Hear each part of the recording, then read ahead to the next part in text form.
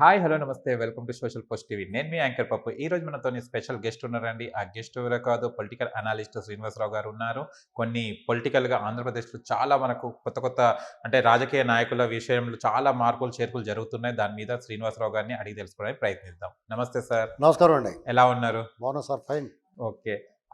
ఆంధ్ర రాష్ట్రంలో ఇప్పుడు పొలిటికల్‌గా అంటే ఇప్పుడు ఎలక్షన్స్ వస్తున్నాయంటే అన్ని ఇన్ని రోజులు కామ్‌గా ఉన్నది. ఇప్పుడేమో రకరకాలుగా కొన్ని కొన్ని కొత్త కొత్త వాళ్ళు వస్తున్నారు. పార్టీని మర్చిపోయిన వాళ్ళు కూడా ఆ పార్టీలో రంగప్రవేశం చేస్తున్నారు. ఎగ్జాంపుల్ షర్మిల గారు. కాంగ్రెస్ పార్టీలోకి మళ్ళీ ఎంట్రీ ఇవ్వడం జరుగుతుంది. దీనివల్ల మళ్ళీ కాంగ్రెస్ పార్టీ ఏపీలో మళ్ళీ అధికారంలోకి వచ్చే ఛాన్సెస్ ఏమైనా ఉన్నాయా సార్? అంటే షర్మిల గారు కాంగ్రెస్‌లో రావటం అంటే స్వగృహ ప్రవేశమే. హ్మ్. అంటే గతంలో వాళ్ళ అన్నగారికి ముఖ్యమంత్రి ఇవ్వలేదని, లేదా వాళ్ళ అన్నగారిని జైల్లో పెట్టారని, వాళ్ళ నాన్నగారు లెగసీని కంటిన్యూ చేయకుండా మమ్మల్ని నిర్లక్ష్యం చేశారని అనేక ఆరోపణలు, నిందలు అన్నీ ఏసి బయటకొచ్చారండి. వాళ్ళ రాజకీయ భవిష్యత్తుని వెతుక్కుంటా. ఇక్కడికి వచ్చిన తర్వాత కూడా అన్నగారు కూడా మొండి చేయి చూపించాడు ఆవిడకి. అందుచేత అన్నగారితోటి దూరం అయ్యి వేరే పార్టీ పెట్టుకుని తెలంగాణలో గట్రా తిరిగారు ఈ 2, 3 ఏళ్ల నుంచి. తర్వాత మళ్ళా కాంప్రమైజ్ అయ్యి ఉంటారు.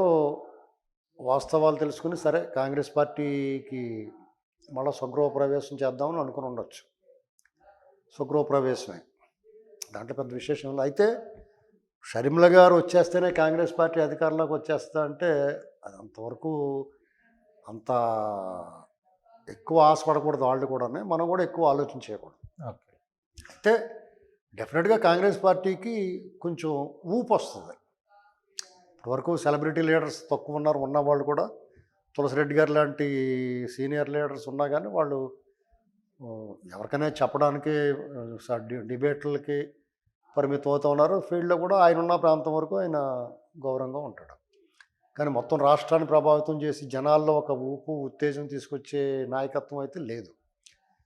ఆ నాయకత్వం కూడా షర్మిల గారి వల్ల రాకపోయినా వాళ్ళ కేడర్లోని నాయకుల్లోని కొంచెం ఇప్పుడు వెంటిలేటర్ మీద ఉన్న వాళ్ళకి ఆక్సిజన్ అవసరం లేదండి, బాగానే ఉంది, ఇప్పుడు పర్లేదు అన్నట్టుగా ఉంటుంది వాళ్ళకి. ఓకే. ఆక్సిజన్ మీద ఉన్న పేషెంటు ఆక్సిజన్ తీసేస్తున్నామండి వాళ్ళ నుంచి, పర్లేదు బాగానే ఉంటుంది, మందులు వాడచ్చు, కొన్నాళ్ళు కోలుకుంటారు అని చెప్తే ఎలా ఉంటుందో అలాంటి పరిస్థితి ఉంటుంది వాళ్ళకి. అయితే ఒకటి మాత్రం జరుగుద్దండి. ఏంటి సార్? షర్మిల గారు కాంగ్రెస్లోకి రావటం వల్ల కాంగ్రెస్ రేపు ఎన్నికల్లో పాల్గొనడం కానీ, రేపు రాహుల్ గాంధీ గారు, ప్రియాంక గాంధీ గారు వీళ్ళందరూ కూడా ఆంధ్రప్రదేశ్లో సభలు పెట్టి వాళ్ళు ప్రజలకి ఏమైనా కొన్ని స్పష్టమైన హామీలు ఇచ్చి, లేదా విభజన హామీలు నెరవేరుస్తాం మేము అధికారంలోకి వస్తే సెంట్రల్లో ఇలాంటివి చెప్తే కొంతవరకు కాంగ్రెస్కి సానుకూలత వస్తుందండి. అంటే కంప్లీట్గా వాళ్ళ వైపు మొగ్గకపోవచ్చు, కానీ సానుకూలత ఏర్పడుద్ది. అంటే కాంగ్రెస్ వల్ల గాయపడ్డామని భావిస్తున్నారు ఆంధ్రప్రదేశ్ ప్రజలు. ఈ 10 ఏళ్లలోనూ ఆ గాయం అంటే అది ఒక కాలం మారినప్పుడు ఆ గాయం కూడా మానుతుంది. సహజంగా దానికి చికిత్స లేకపోయినా మానుతుంది. దాని అంతటా అదే మానుతుంది సెల్ఫ్ ఇమ్యూనిటీ వల్ల. అయితే ఇది ఇంకా కొంచెం తొందరగా మారినట్టే. కారణం ఏంటంటే బీజేపీ చిన్న గీత ముందు పెద్ద గీత లాగానే కాంగ్రెస్ విడదీసి పాపం చేసిందని భావించినప్పుడు పచ్చి మోసం చేశారు బీజేపీ వాళ్ళు. కాబట్టి వాళ్ళకన్నా వీళ్ళేనయ్యారో బాబు అనేటువంటి భావన వచ్చింది. అది మాత్రం వాస్తవం. బీజేపీ మీద చాలా ఆగ్రహంగా ఉన్నారు ప్రజలు. అలాగా జగన్మోహన్ రెడ్డి గారి వైపు బీజేపీ ఉంది. జగన్మోహన్ రెడ్డి గారు పరిపాలిస్తున్నా, ఫిజికల్గా మనకు కనపడుతున్నా అదృశ్యంగా వాళ్ళ వెనకాల బీజేపీ ఉంది. రాష్ట్రంలో జరుగుతున్న అరాచకం, రాజ్యాంగ చట్ట వ్యతిరేక పరిపాలనకి కంప్లీట్గా అండగా నిలబడ్డ మోడీ గారు మనకు స్పష్టంగా వెనకాల అదృశ్య రూపంలో ఉన్నాడు అక్కడ వెనకాల. అది అందరికీ అర్థమవుతుంది. మానసికంగా ఫీల్ అవుతున్నారు అందరూ, ఇతను ఉన్నాడు వెనకాల, ఇతను లేకపోతే ఇటు దద్దమ్మ, అతను ఉన్నాడు కాబట్టి ఇలా చేస్తున్నాడు అనేటువంటి ఫీలింగ్లో ఉన్నారు.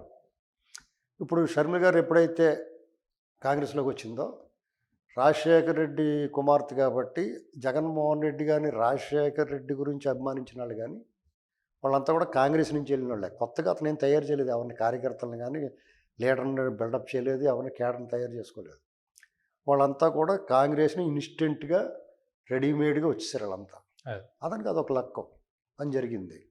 ఇప్పుడు వాళ్ళందరూ కూడా ఆంధ్రప్రదేశ్లో ఇతనికి ఇంత మెజారిటీ మ్యాండేట్ ఇచ్చిన తర్వాత అతను స్వయంకృతం చెడగొట్టుకున్నాడు. ఇతను వద్దురా బాబు ఇంకనేటువంటి పరిస్థితి తీసుకొచ్చి ప్రజలందరూ ఎప్పుడో దూరం అయ్యారు. ఆయన కావాలనుకున్న వర్గాలన్నీ దూరమైనాయి. మొత్తం కంప్లీట్ అన్ని సెక్షన్స్ దూరం అయ్యారు. ఆఖరికి చివరికి వాళ్ళ నాయకులు కూడా నిరసన గళాల్లో బయటకు వచ్చి మాట్లాడుతున్నారు. టికెట్లు లేవు, గందరగోళం, అల్లకల్లోలం, కలకలం అంతా రేపేసుకున్నాడు. ఆయన స్వయంగా తేనెతుట్టిని కదిపేసుకున్నాడు.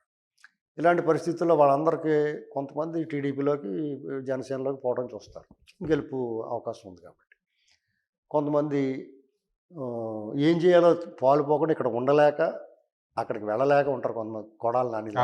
ఎందుకంటే అతను వాళ్ళకి దారులు పులి మేక ఆటలో గళ్ళు కట్టేసినట్టు అతను ఎక్కడికి వెళ్ళటం లేకుండా నోరుతోటి, వాళ్ళ నోరు వల్ల, వాళ్ళ నోరు జబ్బు వల్ల వాళ్ళని ఇంకెక్కడికి లేకుండా వాళ్ళని గొయ్యి తీసి కప్పెట్టేసాడు. అలాంటి వాళ్ళు ఒకళ్ళు మిగులుతారు. అంటే పోయిన వాళ్ళు పోగా మేజువాడి బృందం మిగిలింది అంటారు కదా, అలాగే వాళ్ళు మిగులుతారు. వీళ్ళు ఇంకా కొంచెం కాంగ్రెస్ పట్ల అభిమానం, వైఎస్ రాజశేఖర రెడ్డి, తెలుగుదేశం ఆగర్భ శత్రువులుగా భావించే వాళ్ళు ఉంటారు. తెలుగుదేశం పార్టీ నాయకులను కానీ, తెలుగుదేశం పార్టీ పసుపు వర్ణాన్ని భరించలేని వ్యక్తులు ఉంటారు. వాళ్ళందరూ కూడా తిరిగి కాంగ్రెస్లో స్వగృహ ప్రవేశం చేస్తారు. వీటితో పాటు వాళ్ళకు పోలేరు బాబు బాగానే ఉందని. ఇంకోటి ఏంటంటే మెయిన్ వైసీపీ ఒక శిథిలాలయంగా అన్న నేను. శిథిలాలయం అన్న ఆలయం కాదు, ఎప్పుడున్నది శిథిల గృహము, హంటెడ్ హౌస్, దెయ్యాల పంపులు ఎవడుంటాడండి? వాళ్ళు అది కూలిపోతారు బాబు రేపు అంటే, నువ్వు ఇప్పుడు అంటే మున్సిపాలిటీ వాళ్ళు ఏం చెప్తారు, రేపు వద్దని కూలిపోతాయా, ఖాళీ చేసేయండి అని చెప్తారు కదా, పురాతన భవనం శిథిలమైపోయిందని. అలాంటి హెచ్చరికలు వస్తున్నాయి వాళ్ళకి ప్రజల నుంచి. అంగన్వాడీలు, ఆశా వర్కర్లు, ఉపాధ్యాయులు, విద్యార్థులు, నిరుద్యోగులు, అసంఘటిత కార్మిక రంగం, ఎలైట్ పీపుల్, వ్యాపార వర్గాలు, అన్ని వర్గాలు కూడా మీ పని అయిపోతారా బాబు, రేపు కూలిపోతారా బాబు అని చెప్తున్నారు వాళ్ళు. వీళ్ళు ఎక్కడికి వెళ్ళాలంతే వాళ్ళకి ఆ హెచ్చరికలు తీసుకుని ఇంట్లోంచి ఎప్పుడు పారిపోతామని చూస్తున్నప్పుడు ఇతను వెళ్ళిపోమన్నాడు కొంతమందిని. సరే నీకు దండరా బాబు అని చెప్పి పోతున్నారు వాళ్ళంతా. వీళ్ళందరికీ స్వగృహ ప్రవేశం. సరే ఆ ఇల్లు ఎందుకు, మనకు మన ఇల్లు ఉంది కదా అని చెప్పి పోతున్నారు అంతే. కాంగ్రెస్కి ఆ రకంగా కొంచెం పని జరగచ్చు. షర్మిల గారి వల్ల, షర్మిల గారు రాకపోయినా పని జరుగుద్ది, కానీ షర్మిల గారు రావడం వల్ల షర్మిల గారికి ఆ క్రెడిట్ దక్కొచ్చు. ఇంకో ఒక అడ్వాంటేజ్, అందరికన్నా ఎక్కువ అడ్వాంటేజ్ ఆలోచించాల్సింది ఏంటంటే, జనసేన టీడీపీ పొత్తులో ఉన్నారు కన్ఫర్మ్. అది తిరిగిలేని అలయన్స్. వాళ్ళ వల్ల వైసీపీ పార్టీ ఆచూకీ ఆనవాళ్ళు లేకుండా పోద్ది. ఇప్పుడు కాంగ్రెస్ కూడా పోటీలో ఉంటుంది. వీళ్ళందరినీ ఇప్పుడు ఈయన వద్దనుకున్న వాళ్ళందరూ కూడా ఎంతో కొంతమంది ఉంటారు కదా, వాళ్ళ నాయకులుగా, వాళ్ళ వెనకాల క్యాడర్ ఉంటారు కదా, వాళ్ళందరూ కాంగ్రెస్లో పోయి పోటీ చేస్తే ఈయనకి 1% లేదా 2% బొక్క పెట్టిన వైసీపీకి అది క్లియర్గా అడ్వాంటేజ్గా ఈ అలయన్స్కి, టీడీపీ జనసేన అలయన్స్కి అడ్వాంటేజ్ అవుద్ది. ఆల్రెడీ 30 లక్షల తేడా గత ఎన్నికల్లో టీడీపీకి, వైసీపీకి. ఇప్పుడు ఏకంగా కోటి ఓట్ల తేడాలో ఉన్నారు. చాలా దూరంగా ఉన్నారు వైసీపీ, అన్ని వర్గాలు దూరం అవటం వల్ల. ఆ ఉన్న వాళ్ళ నుంచి కూడా ఈ కాంగ్రెస్ లాగేసుకుంది అనుకోండి మైనారిటీ క్రిస్టియన్ ఓట్లని. జగన్మోహన్ రెడ్డి గారు గట్టి పరిస్థితులు, జగన్మోహన్ రెడ్డి అదేంటి, ఒకవేళ బీజేపీ అలయన్స్లో ఉన్నా కానీ టీడీపీ జనసేనకి వాళ్ళకి మనం నష్టం వస్తుంది అనుకుంటున్నాం. ఆ నష్టాన్ని ఈ షర్మిల గారు కాంగ్రెస్లో రావటం వల్ల, ఈ మైనారిటీ క్రిస్టియన్ ఓట్లు కాంగ్రెస్ వైపు షిఫ్ట్ అవ్వటం వల్ల ఆ నష్టం భర్తీ అవుద్ది వాళ్ళకి. అలాగా వాళ్ళకి అదొక అదృష్టం. కాంగ్రెస్కి లాభం ఏంటంటే, మరి ఒకవేళ అలయన్స్ అయ్యి వైసీపీకి ఓట్లు తగ్గి విజయం కూటమి ఖాయమైనా మరి బీజేపీ ఆగ్రహం పోదు కదా జనాలకి.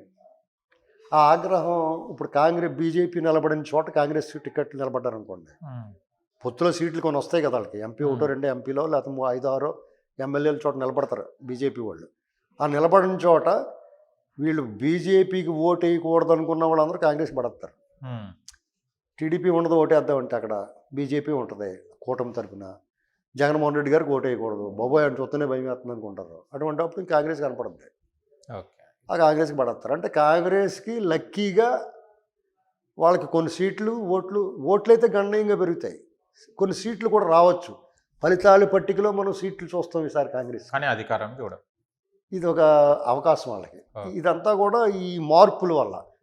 దీనికి ఒక ఏడాది అడ్వాంటేజ్ ఏంటంటే, కర్ణాటకలో కాంగ్రెస్కి వెళ్ళటం, తెలంగాణలో కాంగ్రెస్కి వెళ్ళటం, రాహుల్ గాంధీ గారి పాదయాత్ర వల్ల రాహుల్ గాంధీ గారి పట్ల సానుకూలత ఏర్పడటం, వాళ్ళు మేము ప్రత్యేక హోదా ఇస్తాము, మేము విభజన హామీలు నెరవేరుస్తాం, మీరు మాకు మీరు ఓట్లేసిన ఓటు అయిపోయినా మేము కేంద్రంలో అధికారం వస్తే ఫస్ట్ సంతకం దాని మీద పెడతా ఉంటున్నారు. బీజేపీ వాళ్ళు ఏమంటున్నారు, మీరు మమ్మల్ని మా మీదెక్కించుకోండి అప్పుడు చేస్తూ ఉంటున్నారు. డిఫరెన్స్. బీజేపీ వాళ్ళు ఏం చేస్తాం, మేము మీద ఎక్కిన తర్వాత మేము చేస్తాం అంటారు. వీళ్ళు అలాగా మేము ఎక్కినాక పని చేస్తాం బాబు అంటారు. ఈ డిఫరెన్స్ గమనిస్తారు ప్రజలు. పైగా రాహుల్ గాంధీ గారిని మోడీ గారిని పోల్చి చూసుకుంటారు. దేశం అంతా అలాగనే ఉన్నాయి. ఆంధ్రాలో మాత్రం ఎలా చూసుకుంటారంటే రాహుల్ గాంధీ గారు నిరాడంబరంగా కనపడతాడు, నిష్కల్మషంగా కనపడతాడు. ఇతను నిష్కపటి, ఇతను అహంకారం లేదు, దురహంకారం లేదు, అతిశయం లేదు, ఆడంబరం లేదు. At the same time Modi గారిని చూస్తే ఇవన్నీ రెట్టింపు ఉన్నాయండి. ఇవన్నీ చూసేటప్పటికి ముద్రపోవాళ్ళు మనకి ఇతనే బెటరో మంచివాళ్ళ ఉన్నాడో అనుకుంటారు రాహుల్ గాంధీని. పైగా కాంగ్రెస్ మూలాలు అంటే మధ్యలో అలిగేరు, కోపం వచ్చింది, మాకు అన్యాయం చేసామన్నా ఆగ్రహం ఉన్నా కానీ కాంగ్రెస్ మూలాలు అలా దిగబడిపోయి ఉన్నాయి కదా. అవి ఏళ్ళ రూపంలోనే, వైసీపీ రూపంలోనే, ఏ రూపంలో అలా పెరుగుతూ ఉన్నాయి ఆ మొక్కలు. ఇంగ్లీష్ తుమ్మలాగా కాంగ్రెస్ పార్టీ అనేటువంటిది ఇంగ్లీష్ తుమ్మలాంటిది. ఇంగ్లీష్ తుమ్మ అంటే తెలుసా? ఆ ఇంగ్లీష్ తుమ్మ చాలాకి కంచెల కింద వేస్తూ ఉంటారు. ఆ పక్కన ఉన్న మొక్కలన్నీ నీళ్లు ఇదే పీల్చేసుకుంటుంది, ఏ మొక్కలకి పెరగకుండా. అలాగది దానికి చావు ఉండదు, ఆత్మలాగా దానికి చావు ఉండదు. కాబట్టి ఇది ఏదో రూపంలో దెయ్యంలాగా అలా బతికే ఉంది. ఇప్పుడు మళ్ళీ తిరిగి వస్తారు. ఈ కాంగ్రెస్ పార్టీని బతికించిన ఘనత ఖచ్చితంగా మోడీ గారు దొరుకుతుంది. తెలుగుదేశం పార్టీని తిరిగి అధికారంలో తీసుకొచ్చిన ఘనత జగన్మోహన్ రెడ్డి గారు దొరుకుతుంది. ఇదంతా జరగబోయేది, ఇది వాస్తవం ఉంది. కాబట్టి మనకు దేశం అంతా కాంగ్రెస్ ఓడిపోయినప్పుడు మన ఆంధ్రాలో గెలిపించారు, ఉమ్మడి ఆంధ్ర రాష్ట్రంలో. కాబట్టి ఇదంతా డిఫరెంట్గా ఉంటుంది మనది. ఏది రాజకీయాల్లో ఏది అసాధ్యం కాదు. కాబట్టి ఏదన్నా సాధ్యమే. అయితే అధికారంలో రావటం ఇప్పుడే సాధ్యం కాదు. ఎందుకంటే జగన్మోహన్ రెడ్డి గారికి వ్యతిరేకంగా అధికారంలోకి రాగలిగినది పార్టీ తెలుగుదేశం. అర్జెంటుగా ఈ రాష్ట్రానికి గాయపడి ఉంది, దీనికి సత్వరం చికిత్స అవసరం, ఉపశమనం కావాలి. నొప్పులు వచ్చేస్తాయి, భరించలానంత నొప్పి ఉంది, దానికి సత్వర ఉపశమనం కావాలి. ఆ ఉపశమనానికి మంచి ఔషధం, మందు కావాలి. ఆ ఔషధం చంద్రబాబుని భావిస్తున్నారు వాళ్ళు. కాబట్టి అర్జెంటుగా చంద్రబాబుని తెచ్చుకుంటారు వాళ్ళు. Okay sir, thank you so much. And చూశారు కదా ఫ్రెండ్స్, మీకు కనుక మా వీడియో నచ్చిన లైక్ చేయండి, షేర్ చేయండి, సబ్స్క్రైబ్ చేయండి ఛానల్. అక్కడ గంట సింబల్ టంగున కొట్టండి. నేను మీ యాంకర్ పప్పు. Bye bye.